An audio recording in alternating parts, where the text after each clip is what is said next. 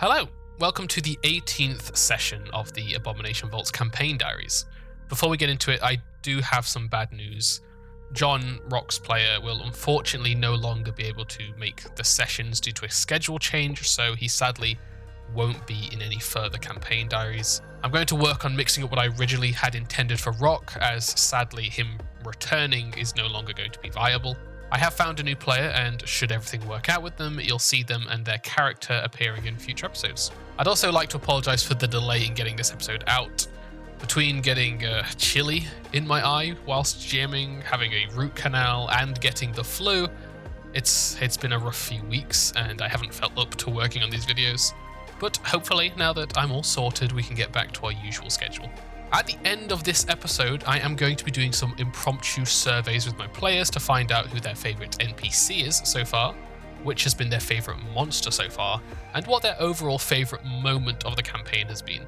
So stick around to the end to see which bits of content have resonated with my players the most up to this point. When we left off, our heroes had just achieved Sanctifying Ornifex and were reinvigorated by their success. They had returned to the Gauntlight to clear out the servants' quarters once and for all. Knowing that there were some doors to the north that they had never explored, they returned there and prepared to head forwards. Once they had their weapons in hand and the exploration actions were chosen, they opened the door to the Hall of Hatred. Several wide alcoves adorn the walls of this L-shaped hallway. Each alcove contains a small diorama of the same city facing different perils. A massive fire, a devastating tsunami, a thunderous earthquake, an attack by an enormous tentacled monster, and an invasion of an army of undead.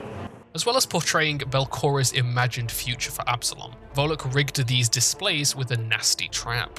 Upon stepping within 10 feet of the back of the alcove, an apocalypse beam will fire at the creature, dealing damage matching the theme of the diorama. The tsunami will deal bludgeoning, the burning city deals fire, the earthquake deals sonic, which is a bit weird, the monster deals mental, and the undead deals void. These traps can be avoided by successfully stealthing past them or by disarming them with a thievery kit. However, as May noticed the traps, Milo walked confidently into the room and the burning city blasted him with a critical hit, instantly reducing him to 0 hit points. With a to-hit bonus of a plus 16 against an average group AC of 18, these traps are pretty dangerous. Any roll above a 4 is probably going to hit, and they only need a 12 on the dice to crit. Since this is an attack roll based trap and not a saving throw, baiting out the traps isn't a particularly viable route here. Perhaps a heavy armoured and shielded character could prevent a crit, but it's still likely that it'd at least be getting hit by 2d10 plus 13 damage. And at level 2, you wouldn't be taking more than one of those and standing. Luckily, my group are level 3 at this point, and Milo wasn't killed outright. May grabbed his body and dragged him from the room so that Ornifex could treat his wounds. Oh, What just happened? I don't know, but I don't want to go in there again. I mean, it seemed like it came from the model, right? The one that is burning. Maybe if you get too close, it happens to you too. Then let's just close these doors and leave this room. All I did was literally take one step inside and that happened. May noticed that the trap was no longer active, but without any knowledge of how long it would stay inert, they were hesitant to go in. From a safe distance, the group tried to make out if these dioramas were of Atari, but a society check revealed them to be Absalom. This isn't the first time they've seen depictions of Absalom in this state, as one of the portraits in Volluk's Island had a similar topic. Still, they asked what Absalom was, so I described the city and gave them the main pointers. Nothing I told them would give them any clue as to why Belcora had such a vendetta against this city, though. That's lore for a later time. With their brains full of new lore about Absalom and the Starstone, they turned their attention back to the Gauntlet of Traps. They looked for some kind of triggering mechanism, such as a pressure plate, but since this was a magical trap and proximity-based, they found nothing physical that they could tamper with from a distance. They tried to trigger it with a thrown piece of debris, but the trap is advanced enough to identify creatures over objects, so it didn't react. They seemed stuck for ideas, so I volunteered the information that a thievery check could be used to disarm the trap, despite needing to get so close to do it. The risk, of course, is that if they fail, the trap will blast them. They also learned that they can be snuck past, however, that didn't make much sense to them. I think they envisioned it as walking by unnoticed as opposed to like crawling beneath the lip of the diorama and staying out of its line of sight. Milo refused to go in again, and the group was kind of on his side. Yeah, well, I'm not going in there again, at least. I mean, we've only been here for a little bit. I don't want us to all go in and just get wiped out for today in one go. I already feel wiped out for today, actually. Exactly. Fair. And I mean, we still have other doors to explore. Yeah. Like that secret one you found, right? Yeah, that's not far Yeah. from here. Do you remember where it is? Just around the corner, so if you want to, we can go there, but I think we should close these doors then. They left this hallway of doom and instead travelled back through the torture room to the secret door at its southern wall. They had discovered this secret door all the way back in session 4, but they had fled this floor before ever checking it out. They headed through the door, followed a short path, missing the second secret door, and opened the Gauntlight basement. The walls of this circular room are smooth and grey. A ribbon of pale blue light coils and slithers through the air, connecting the floor at the centre of the room to the ceiling 15 feet above. The points where the light touches the stone above and below seethe and writhe, as if the stone itself was suffering from an infection. The desiccated remains of an enormous worm lie slumped around the ribbon, forming a crescent of shriveled and tattered purple flesh. The group became convinced that this dead pet worm of Belcora's would awaken and attack if they disturbed it. From the doorway, they discussed the possibility of the tether of light connecting with the one on the below floor, which is actually accurate. Nervously, May stepped in and waited for something terrible to happen, but when nothing did, the party began to shuffle along the edge of the walls until they reached the southern door. They listened, heard nothing, and entered the crypt. This 5-foot wide hallway features 3 alcoves along each side. Stone sarcophagi stand upright within each. Belcora had built this crypt to honour her favourite servants. However, only one had ever proved itself worthy, her first Majordomo. Their loyalty, mixed with the Gauntlight's necromantic energies, had kept the soul of the Majordomo around in the form of a shadow, and as May pushed into the room, they lashed out. During this battle, I tried to make use of the shadow's ability to hide within a creature's shadow. They would attack, steal shadow, and then hide in the shadow of an adjacent creature. Their plus 14 in stealth, and the fact they managed to hide before half the group had seen them for the first time, meant it was a pretty confusing and spooky battle for our heroes. They had to waste actions seeking or risking flat checks. With the action economy often not leaving space for a point-out action, the group felt a bit outmatched despite the relatively low difficulty of the encounter. Its resistance to all damage they could deal, aside from vitality, further added to this worry. Midway during the fight, May and Sesto instead turned to seeking for a secret door to the southern end of the corridor. I think they wanted to get out of this tight space to somewhere where they could use their mobility and their athletics actions better. While they did eventually locate the door with a successful seek action, they didn't end up needing it, as Milo and Tiny flanked the undead and slowly chipped away at its health. They finally killed it with a critical hit from Tiny. By the end of the fight, only May and Ornifex were particularly hurt, with May being enfeebled 1 and Ornifex being enfeebled 2. The Shadow had been focusing on creating a Shadow spawn, which is done by stealing Shadow until a target is enfeebled 4. As such, it had heavily focused on Ornifex, and she had been forced to spend a lot of healing resources on herself. The group checked in with each other once the heat of battle had faded. Hey, Ornifex, are you alright? I think so. Good Tiny was so effective against the ghost. I'm sorry I wasted my time on the door. Wasn't very useful. What door? Can you go push the door open? Oh, that. I'm gonna walk over and be like, oh, it was there. I will quickly patch myself up. Ornifex healed herself, and Milo took a good look at the sarcophagi. He checked them for scripts or runes, but they didn't have anything like that. They were just well-crafted and poorly maintained sarcophagi. He braced himself and then began to check within. Alright, well, did we go touch the worm? I think maybe we'll touch the sarcophagi first. I mean, people usually put valuables with their dead. Maybe we can Really? find magical ghost-killing swords. Very optimistic. Yeah, I mean, I heard this story about a bunch of, halflings in a mound. They found pretty great swords there. I also heard that story didn't have as many happy events in it. Nah, but they found great swords, still. Okay, if you're happy to get the curse of the dead, go for it.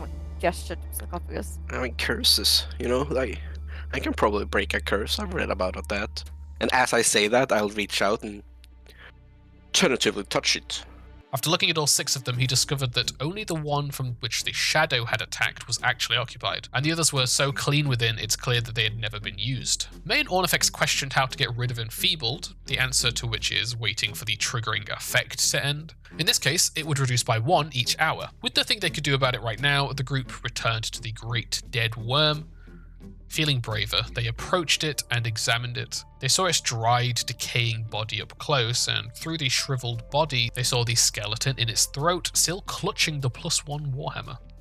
Greed willed Milo into reaching into the creature and pulling the weapon free. It's another weapon to add to the list of things that they have but cannot use. It was at this point that the group's completionist gamer attitude began to fight their self-preservation. The only 2 locations left on this floor were either Volluk's workshop or the corridor of trapped cities, both of which were locations that had caused them to flee in the past. Theorizing that they could avoid the blood siphon by going to the surface and then back down through the island entrance, the group headed for Volluk's workshop. They piled into the short corridor and quietly assessed the area.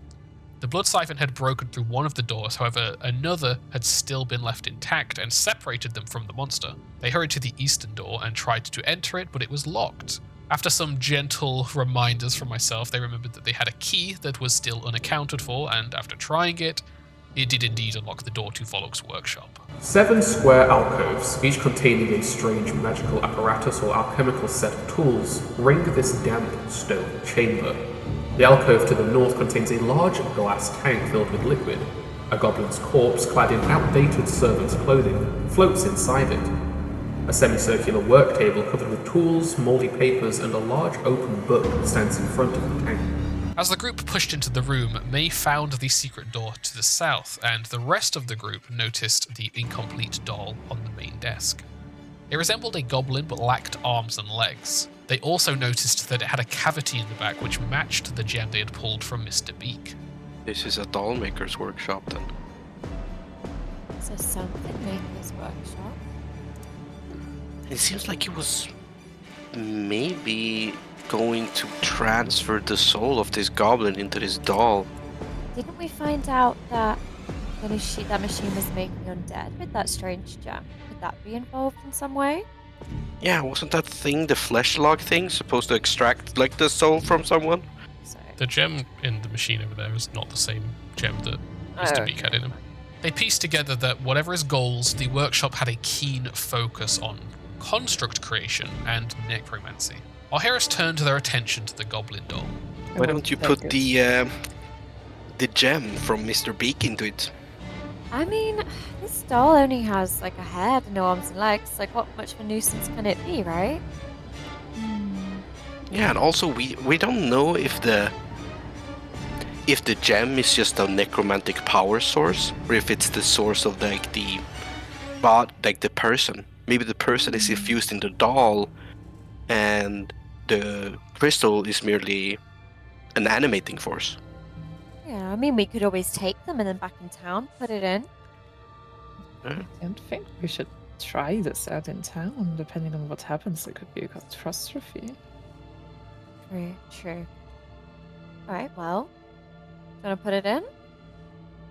I guess so. They slid the gem into the new doll and it burst into life, screaming and crying. You slot the gem into the back of this little goblin doll, and it very quickly it begins to wake and shift, and you can see it's trying to like use its limbs, but it has no limbs, so it kind of just writhes on the table. And then pauses after a couple of seconds, and while it can produce no tears, you hear the sound of sobbing. Oh no! It begins like saying things as it cries, but not in a language that any of you know. Wait. I need to know what he's saying. Okay, I will. Because, Milo, are you ready to understand the doll? What? Yes, I want to cast Translate onto Milo. Why not yourself? Because you're the most knowledgeable one with languages. Does that even help? Yes. In my perspective, yes. Okay. Oh, infinite knowledge! Hang on, the last time Milo spoke with something, do you remember what happened? Rock died. I wasn't even there and I'm remembering this. So Ornifex casts Translate on you, and despite still not knowing the words that are being said, you find yourself knowing what is being said. It's very strange. Yeah. And the little doll is like crying out, "He betrayed me. Why would he do this? Master, please." Within the soul gem is the soul of Borbo, Volluk's once devoted servant. He had volunteered his body and soul to Volluk's experiments at the promise of immortality, but had instead been turned into Mr. Beak. While Mr. Beak had remained a loyal servant, when returned to this partial body, he is inconsolable at the betrayal. Should the heroes be able to calm him, he can provide some interesting knowledge to the group. However, the guilt and the pitifulness of this situation was a little too much for our heroes to bear, and out of mercy, they removed the gem once more. I think he was betrayed by his master. He's crying out for his... Well, crying out because he was betrayed by whoever his master is. Probably the doll maker. Maybe... Did you say that the goblin body had like servant's clothes? Yeah, it's got like very outdated serving clothes. So maybe he was supposed to... Oh well, he did something awful to his servant, I guess. We should probably pull that gem back out and... I feel quite conflicted about leaving him here. Yes, I will. I want to pat him a little bit on the head, like a consoling pat. Carefully doesn't bite. He I think he's just sad. doesn't really seem to react. Okay. He seems psychotic in a way. I don't think he's completely aware. I think we should deactivate him.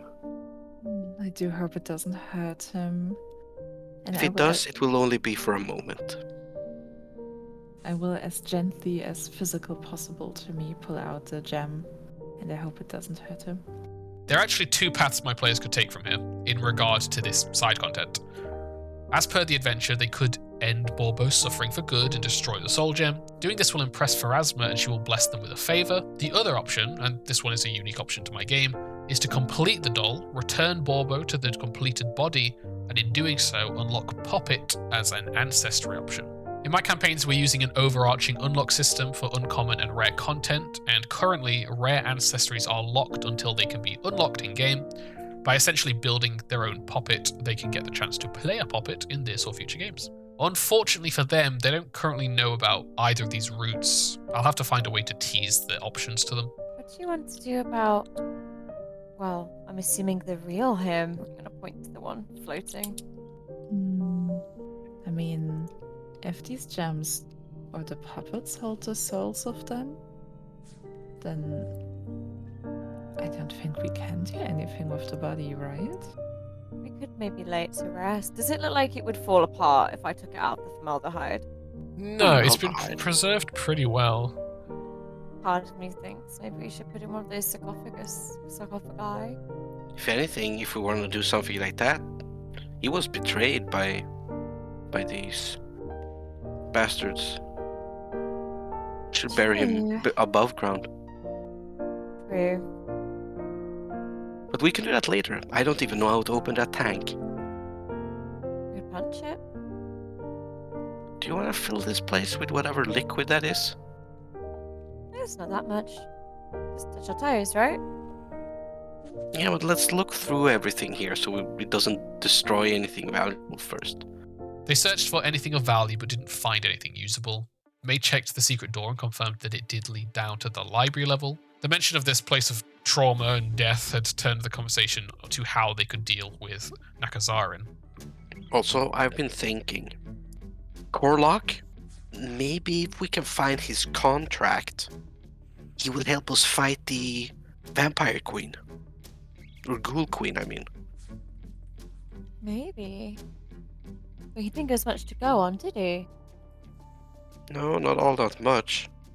I think before we go down, I'm going to turn to Sesto. You need to sneak in that room. Oh yeah, right. There could be like a magical ghoul-killing sword behind all of those traps. Dead blankly at Milo. I'm gonna have to go sneak in that room then. Yeah. We can't risk not having the ghoul-killing sword. Of course. I mean, you just need to make it there and then tell us that it's safe. Then we'll all come as well. Or What? is it still- Behind. Really? I'm not gonna go in there. Wait, what if he needs us? There's nothing I can do to help him. If he ends up in a situation where he needs my help and he's on the other side of all of those traps that almost killed me in the blink of an eye, I can shout encouragement. Okay, let me reiterate. I will come and help you. Yeah.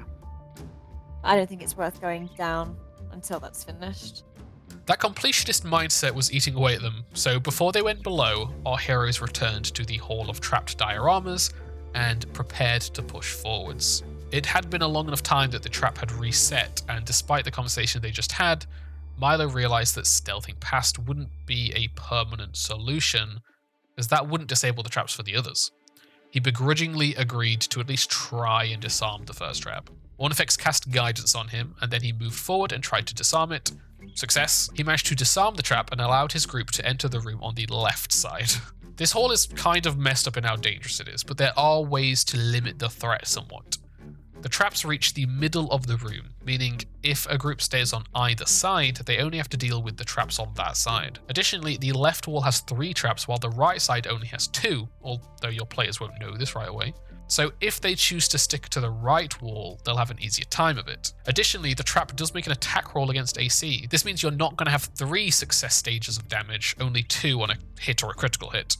You can work around this, raising a shield, trying to work out the damage types to take advantage of resistances. Your players will have options if they take their time and think it through.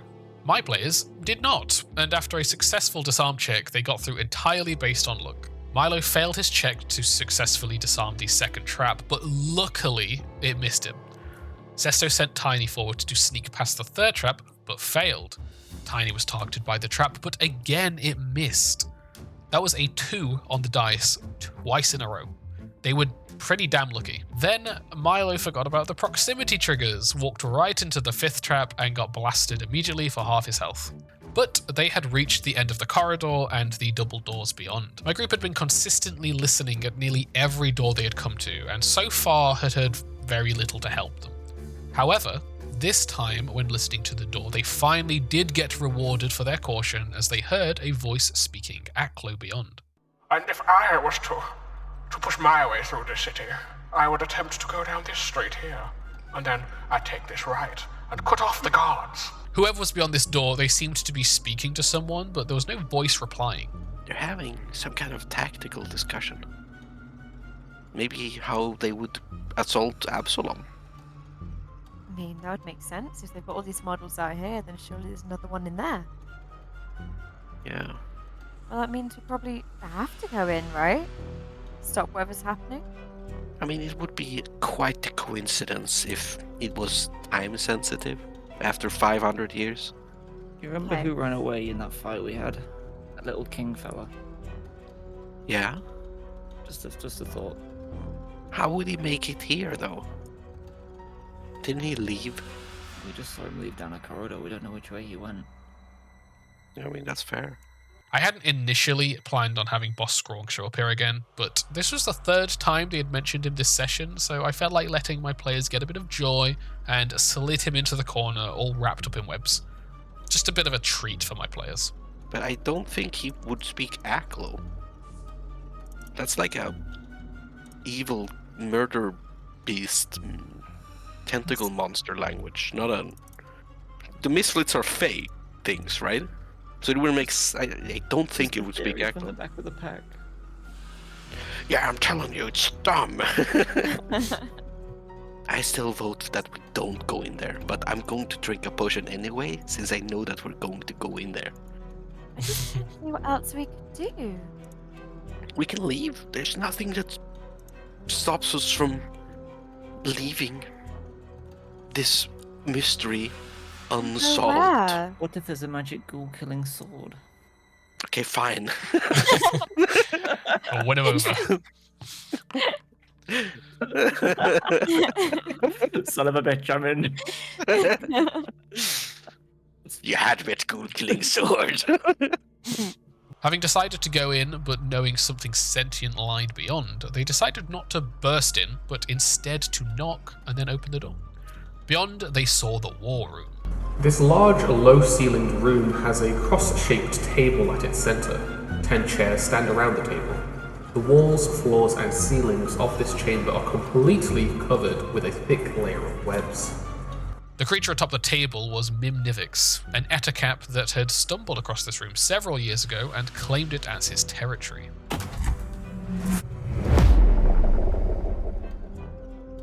Squatting atop the table, you see a terrible, humanoid spider-like creature.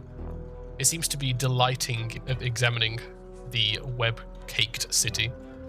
The creature rises to its full height and speaks in Aklo. Bow down before the king of the ghost city and present your offerings. You do also see, completely cocooned in the corner, Boss Skrawng. Cocooned in the corner. I just knew he was here. We just have a bond, you know. We bonded in that cell. Oh, Skrawng, no. Does he look dead? He's very bound, but you see he does look like Pog face when he sees you. It's always the stupidest NPCs that your characters latch onto. Milo stepped forward to speak with Mimnivix. The ghost city? I'm afraid I haven't heard of your lordship before. We're travelers, you see. Well, He gestures to the city, the diorama beneath him. this is my ghost city. Oh. Is it like a diorama made of his webs? No, it was originally like a bigger scale version of what's outside, but it's been like fucking covered in webs over time. Oh. Ah, I see. That's quite impressive. How, may I ask, did you become king of the ghost city? When I found it, and now it's mine. But please present me with your offerings. Of course. Do you have any preference? We have several things on our persons. Do you have a preference in terms of offerings, or? I could have requested something genuinely valuable, but I didn't want to put the party in a position where they felt like they had no choice but to kill him. So I went with something a bit more abstract. I'll take offerings of decorations for my city. Oh, decorations for your city. I see.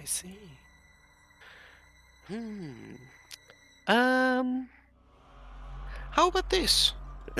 And I have marbles. Okay. Despite being something relatively worthless to the group, Mimnivix accepted them eagerly and began to drop them into the city for some added sparkle. With the Ghost King satisfied for now, they turned their attention to rescuing Boss Skrawng. If you don't mind me asking, that awful little creature over in the corner, where did you find that? It wandered in and would not give tribute. Oh. Poor guest, then. Yes. We've been using him as a tasty treat. Tasty treat. Okay, right, so... is this what you normally do? You tend to your ghost city? Yes. How long have you been here? A lovely amount of time. Ah, Mimnivix wasn't willing to volunteer that much information about himself and began to close off from the group. are you alone? He kind of stares at you for a few moments. Yes. The tone in which he had replied caused some suspicion, and May began to glance around the room looking for threats. While there are both traps and hiding creatures, a low roll meant that she saw neither. So, your magnificence. Do you also have a name, or is it just a title? I want to address you properly. Mimnivix. Mimnivix. Well, Mimnivix, king of the ghost city. That creature over there, the impetuous one, could we trade for him, perhaps? What would you trade? Well, I did give you my offerings, which is, I'm not implying that they are part of the trade. It's just opening negotiations. Those are yours since it's tribute. But I also happen to have these. And I'll bring out a handful of sling bullets.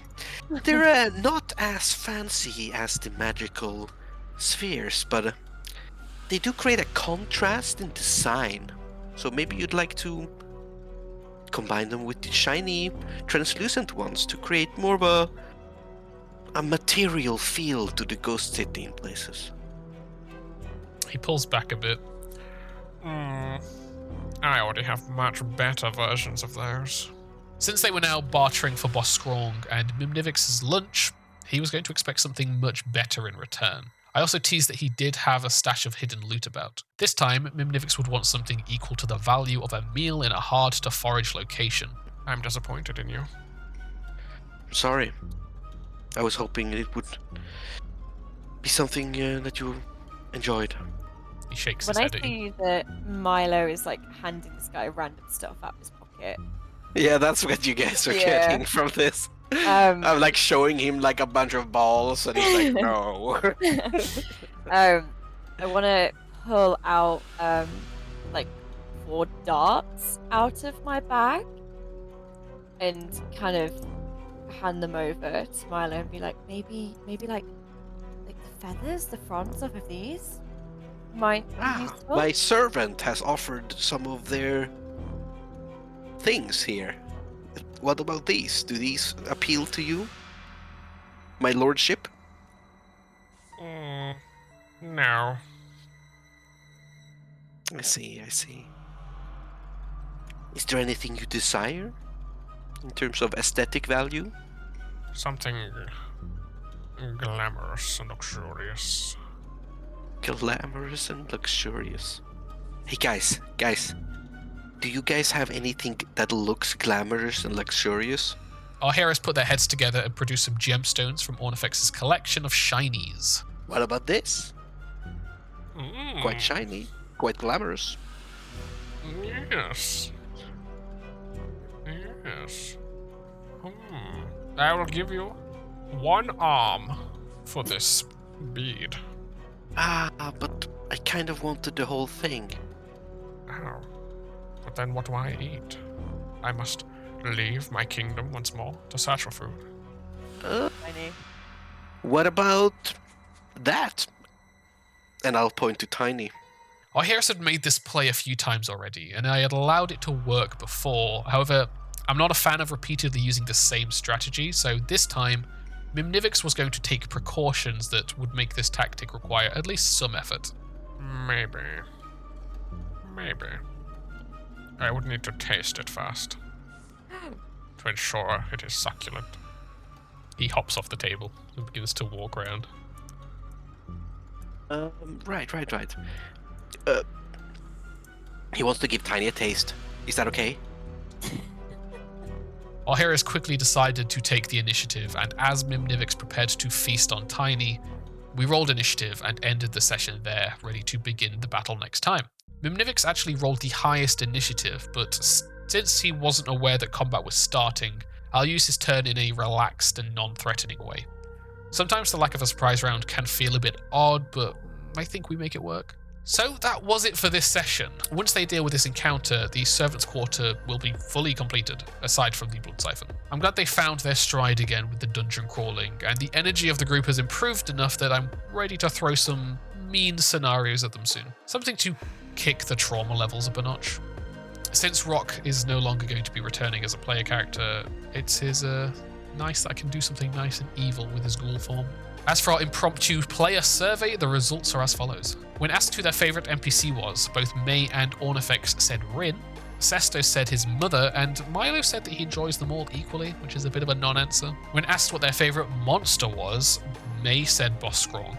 Ornifex said Mr. Beak. Sesto said any of the ones that had a complex playstyle.